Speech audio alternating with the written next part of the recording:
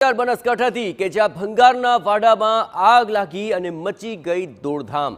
અહીંના દિયોદર ભાભર હાઈવે પર લુદ્રા ગામ નજીકની આ ઘટના સામે આવી રહી છે કે જ્યાં ભીષણ આગને કારણે વાડામાં ભંગાર પડીને ખાખ થઈ ગયો। તસવીરો આપ જોઈ રહ્યા છો જ્યાં ફાયર વિભાગની ટીમે ભારે જહેમત બાદ આગ પર કાબુ મેળવ્યો હતો। અત્રે મહત્વપૂર્ણ છે કે મોડી રાત્રે ભંગારના વાડામાં આગ ફાટી નીકળી હતી અને દોડધામ મચી ગઈ અને પહેલા થરાદ અને ભાભરની ફાયર વિભાગની ટીમે આગ પર કાબુ લેવાના પ્રયત્નો હાથ ધર્યા। જો કે આગે રૌદ્ર સ્વરૂપ ધારણ કરતા ડીસા અને પાલનપુરના ફાયર વિભાગની ટીમને બોલાવવાની ફરજ પડી હતી। કલાકોની જહેમત બાદ આગ પર કાબુ મેળવી શકાયો।